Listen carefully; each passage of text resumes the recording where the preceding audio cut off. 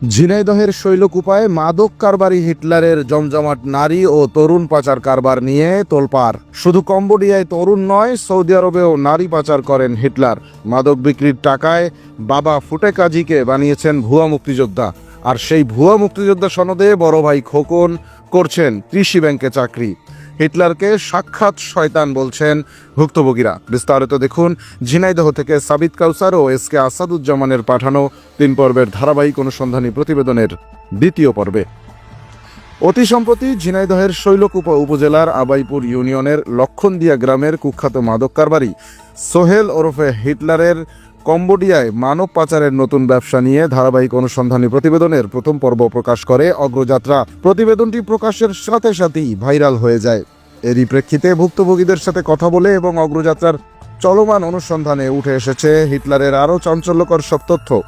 জানা গেছে, মাদক কারবারি হিটলার 1 লাখ টাকা বেতনের প্রলোভন দেখিয়ে সহজ সরল তরুণদের কম্বোডিয়া পাঠানোর যে মিশন শুরু করেছেন, তাতে আরেক গুরুত্বপূর্ণ সহযোগী দালাল হলেন মাহাবুল। ঝিনাইদহ সদরের বাসিন্দা মাহাবুলও হিটলারের অধীনে তরুণদের কম্বোডিয়া পাঠানোর প্রলোভন দেখান ঝিনাইদহের বিভিন্ন এলাকায়। প্রথম পর্বে আমরা তুলে ধরেছিলাম হিটলার ও জহুরুল এবং হিটলারের একজন চাচা শ্বশুর মিলে ঝিনাইদহ সহ বিভিন্ন জেলার তরুণদের কম্বোডিয়া নিয়ে বিভিন্ন কোম্পানির কাছে বিক্রি করে দিয়ে নির্যাতন করান অথবা জুয়া কারবারে জড়িয়ে দেন।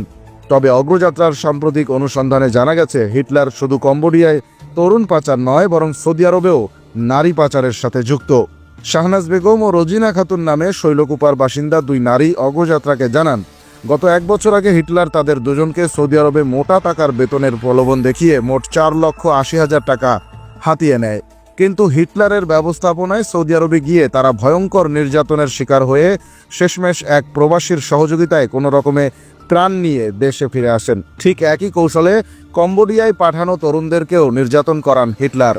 ভুক্তভোগীরা জানিয়েছেন, নির্যাতনের শিকার হয়ে কোনো তরুণ বাংলাদেশে ফিরতে চাইলে তাদের কাছে 3 লক্ষ টাকা মুক্তিপণ চাওয়া হয় এবং পরিবারকেও এ ব্যাপারে চাপ দেয়া হয়।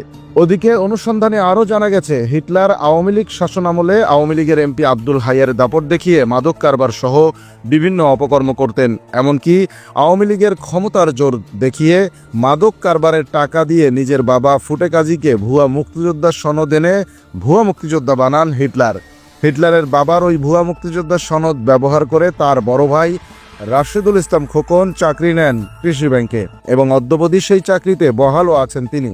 জানা গেছে, হিটলারের মাদক ও মানব পাচার কারবারের সাথে যুক্ত হয়েছেন কয়েকজন নামধারী সাংবাদিকও। তারা সাংবাদিকতার বদলে হিটলারের দালালিতে লিপ্ত থাকছেন সর্বদা। ভুক্তভোগীরা বলছেন, হিটলার একজন সাক্ষাৎ শয়তান। তাদের দাবি, হিটলারের বিরুদ্ধে দ্রুত দৃষ্টান্তমূলক আইনি ব্যবস্থা নেওয়া হোক, কম্বোডিয়া থেকে উদ্ধার করে আনা হোক ভুক্তভোগী তরুণদের। দর্শক, ধারাবাহিক অনুসন্ধানী প্রতিবেদনের পরবর্তী পর্বে আমরা তুলে ধরব মাদক কারবারি ও মানব পাচারকারী হিটলারের অন্ধকার জগতের আরও চাঞ্চল্যকর সব তথ্য। চোখ রাখুন অগ্রযাত্রায়।